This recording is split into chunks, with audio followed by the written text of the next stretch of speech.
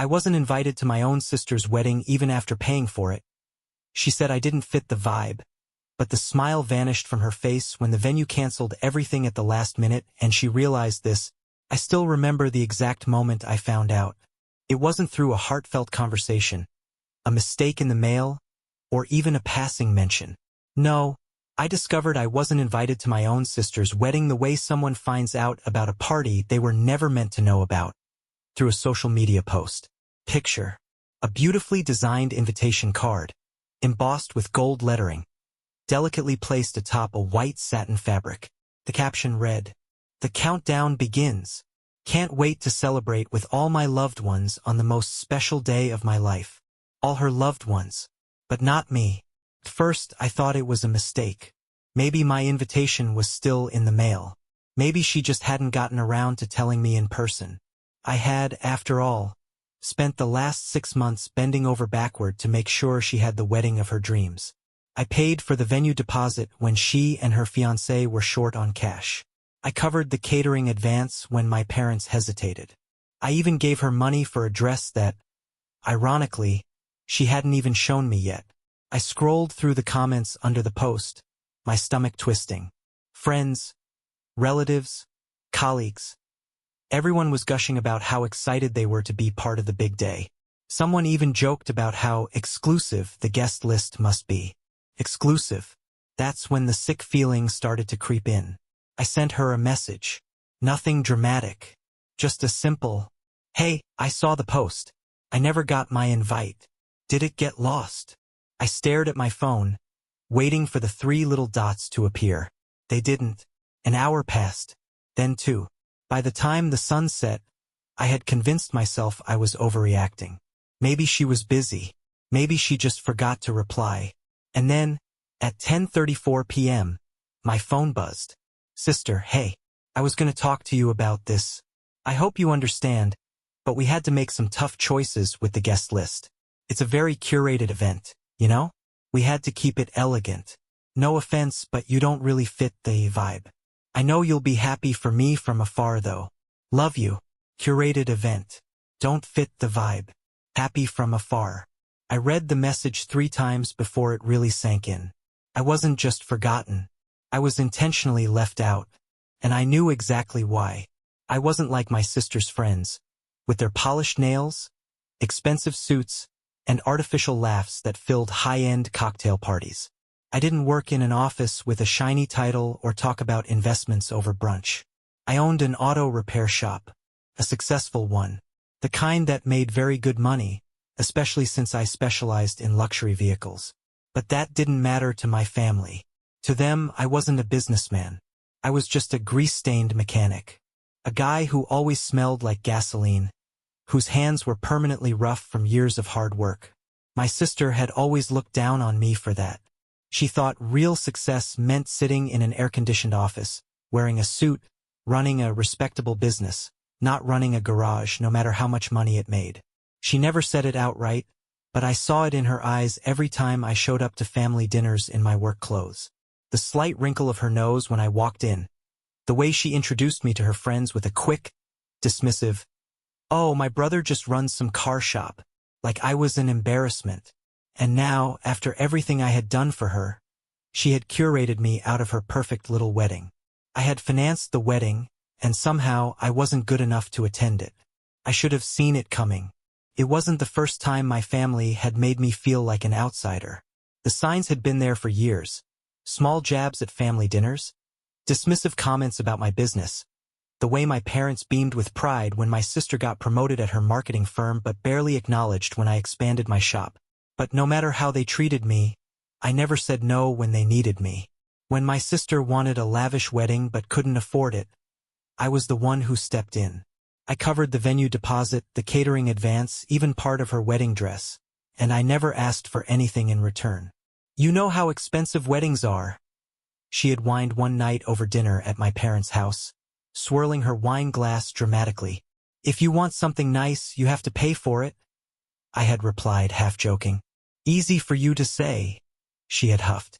"You don't have student loans. You don't have to keep up a professional appearance. You wear the same boots every day." That was my sister in a nutshell. She equated success with appearances.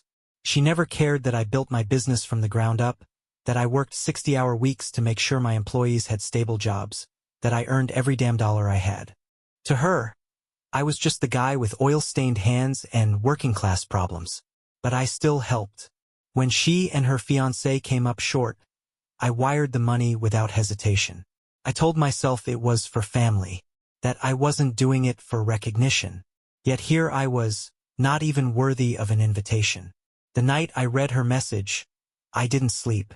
I kept going over every moment of the past few months, trying to pinpoint when exactly she decided I wasn't good enough to be seen at her wedding. Was it when I showed up to a family gathering straight from the shop, still in my uniform? Was it when she introduced me to her fancy friends as my brother? He works with cars. Like I was some random guy changing tires on the street? Or had she always thought of me this way? The next morning, I drove to my parents' house. I didn't announce myself. I wanted to hear what they'd say when they weren't expecting me. As soon as I stepped inside, I heard my mother's voice from the kitchen.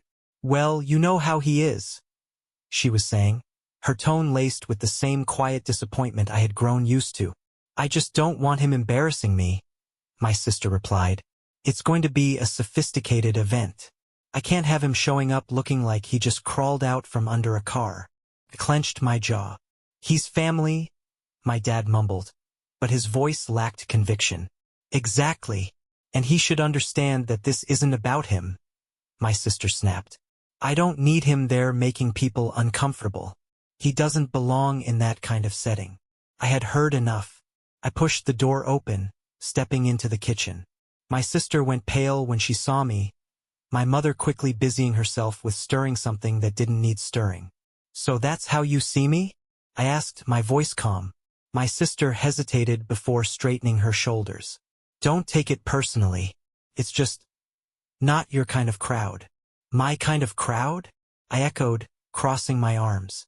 "Come on, you know what I mean," she huffed. "Everyone there is from the corporate world, lawyers, executives, people who actually network. You don't have anything in common with them, right? Because I don't sit in an office and push paper all day. I must be too dumb to hold a conversation." "I never said that," she said quickly, but her face gave her away. My mother sighed. "Sweetheart, it's just a different kind of event.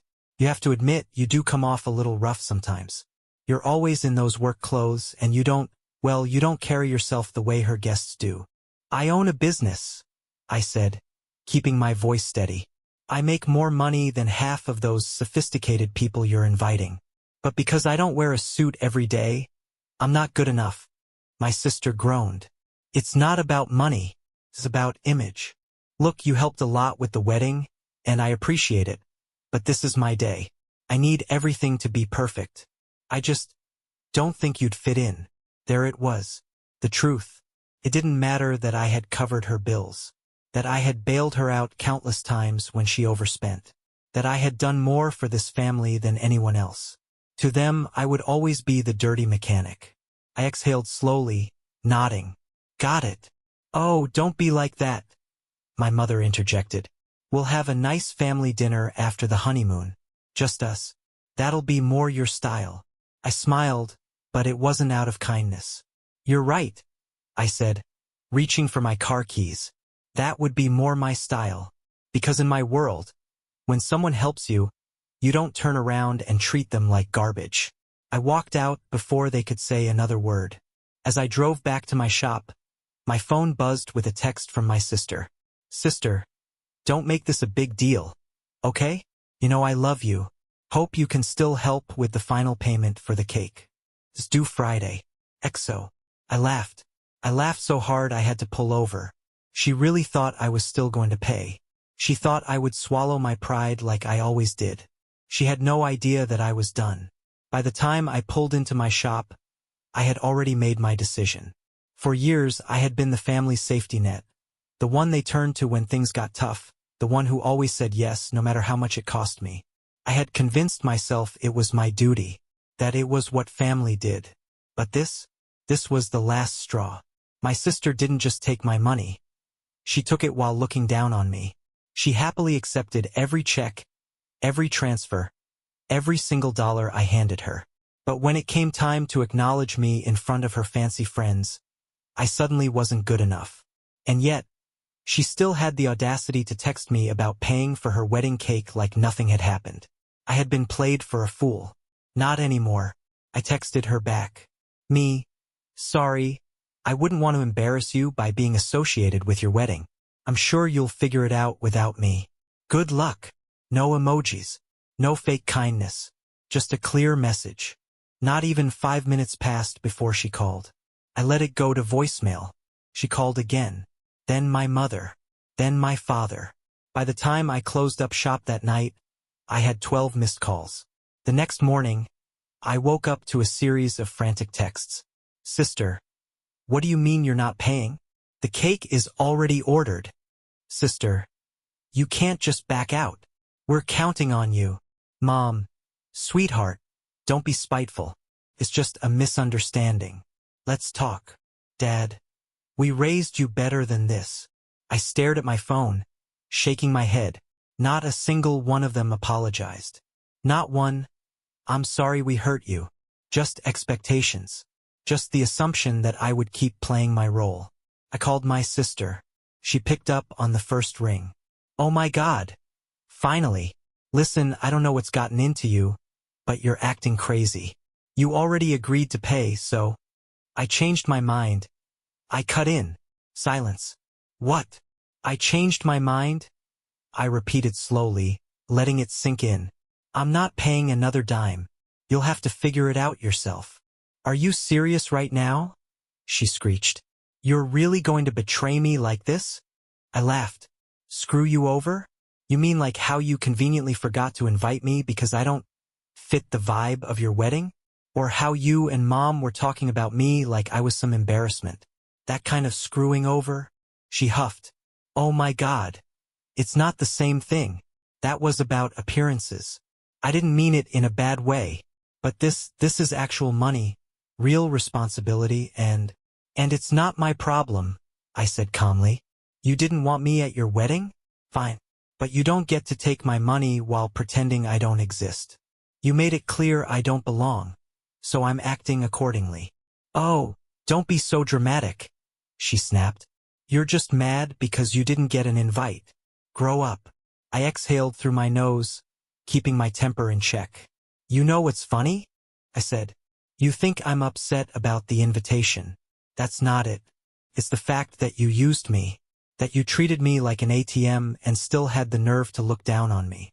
That's what pisses me off. Oh, please, she scoffed. You have plenty of money. You wouldn't even miss it. And there it was. It wasn't gratitude. It wasn't even entitlement anymore. It was pure, blatant greed. You're right, I said, my voice colder now. I have plenty of money, and none of it is going to you ever again. Wait, she started, but I hung up. This time I was done. I didn't hear from her again for the rest of the week. But my parents, they wouldn't let it go. By Saturday, I was getting guilt-tripped from every angle. Your sister is under so much stress, my mom whined. Can't you just do this one thing?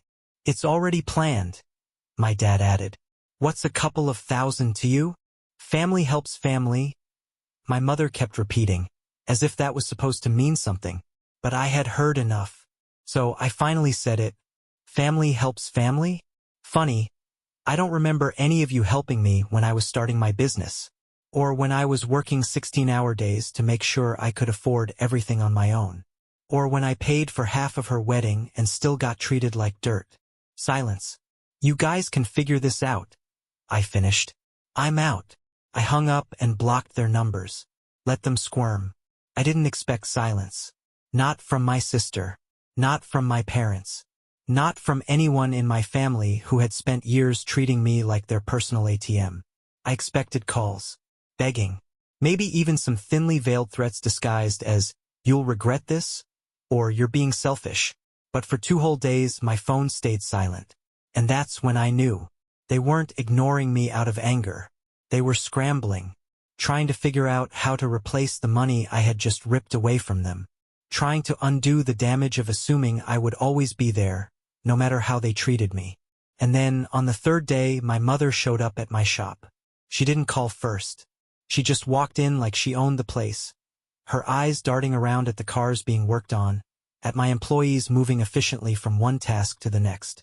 I wiped my hands on a rag and crossed my arms. "Something wrong. We need to talk," she said, her voice tight. I gestured to the office. "By all means." She walked inside, sat down in the chair across from my desk, and folded her hands in her lap. She looked uncomfortable, like she didn't belong here, like she'd rather be anywhere else. I took my time sitting down. I wanted her to feel that discomfort. "Your sister is in trouble," she finally said. I raised an eyebrow. "Oh, don't act like you don't know." "I don't," I said, leaning back. "But I have a feeling you're going to tell me." She exhaled sharply, as if she was the one who had a right to be frustrated. "The bakery won't release the wedding cake unless they get the rest of the payment. The venue is threatening to cancel the reception unless she settles the remaining balance. And she still hasn't finished paying the florist." I stayed quiet. "The wedding is in 2 weeks, and she doesn't have the money," my mother pressed. "She can't cover all this on her own." "That's unfortunate," I said. She blinked at me, as if she couldn't believe I wasn't leaping to fix it. "You have the money," she said carefully, like she was speaking to a child. "You could help her, and you wouldn't even feel it." I gave her a slow smile. "And yet, here we are."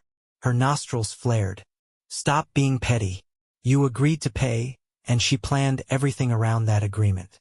You can't just pull out at the last second." I tilted my head. "You mean like how she planned her guest list without me? Funny how that works. This isn't the same thing." "Sure it is," I said. "She made a choice. I made mine. She wanted a wedding without me in it? Great. That means she doesn't need my money either." "Oh, for God's sake," my mother muttered, rubbing her temples. I waited for her to try something new, to guilt me, to remind me that family helps family, that I shouldn't hold grudges, that this isn't how I was raised. Instead, she let out a slow breath and sat up straighter. "If you don't help her, she's going to have to downgrade everything. She'll be humiliated. People will talk." I laughed. "Now we're getting to the real problem." Her face darkened. "It's not just about appearances," she said stiffly. "She deserves a beautiful wedding. She deserves exactly what she can afford," I corrected. "And clearly, that's not the wedding she planned." Her lips pressed into a thin line. "So that's it? You're just going to sit here and let your sister suffer?" "She's not suffering," I said flatly. "She's getting a reality check. One that's long overdue." My mother stared at me for a long moment, her expression unreadable. Then she stood up, smoothed her blouse, and adjusted the strap of her purse. "You'll regret this," she said simply. I shrugged. "Maybe." She left without another word, and I felt nothing but relief. Over the next few days, the cracks in my sister's perfect wedding plans started to show. First, she posted a vague status on Facebook. "It's so hard when people you count on let you down. But I guess that's life, right?" I ignored it. Then, I got a call from a mutual cousin. "Dude, what's going on? Your sister's freaking out. She said you bailed on paying for the wedding." "That's correct," I said. "But why?" "Because she didn't invite me," I said simply. Silence. Then, "Oh, yeah. Okay, I get that." The next day, my sister texted me. "Sister, can we talk?"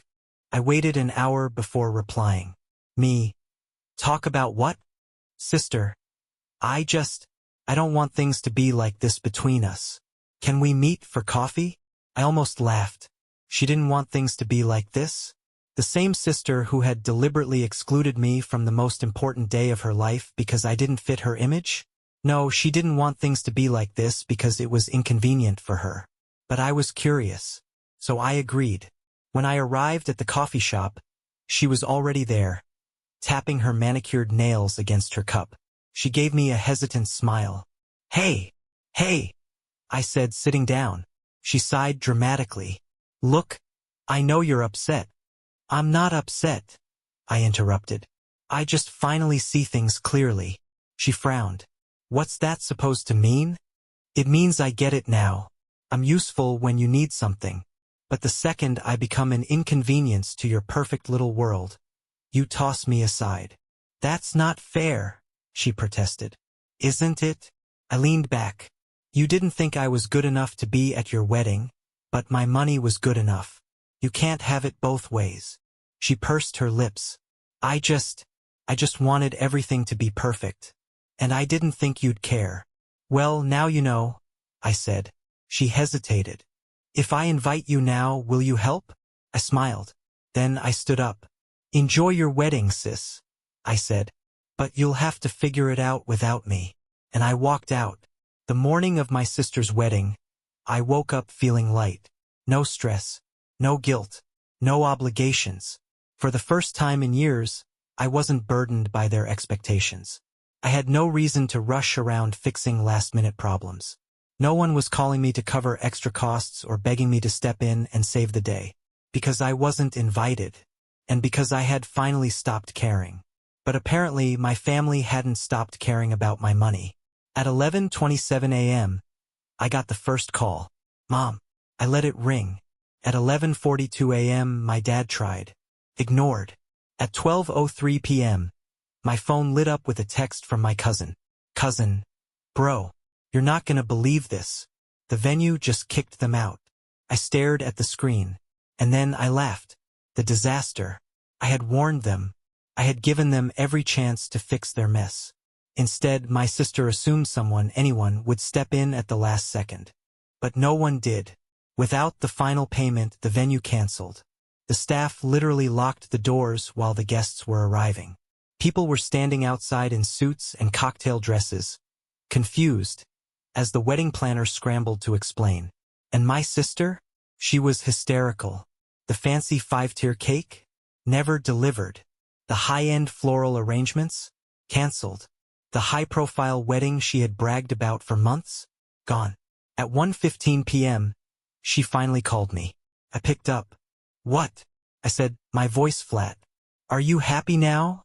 She shrieked. I leaned back in my chair, amused. About what? You know exactly what, she snapped. The wedding is ruined.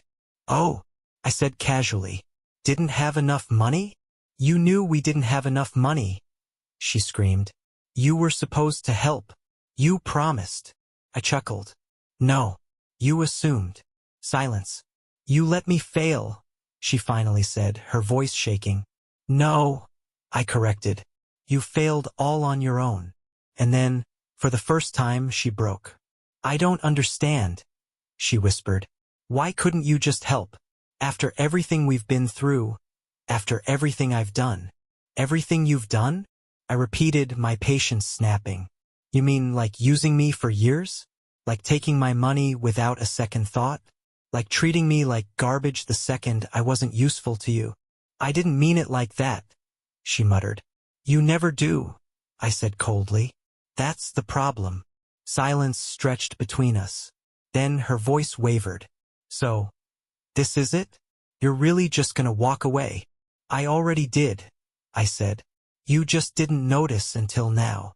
And I hung up. The wedding was moved to a relative's backyard at the last second. No extravagant decorations. No 5-star catering. Just a last-minute setup with whatever they could throw together.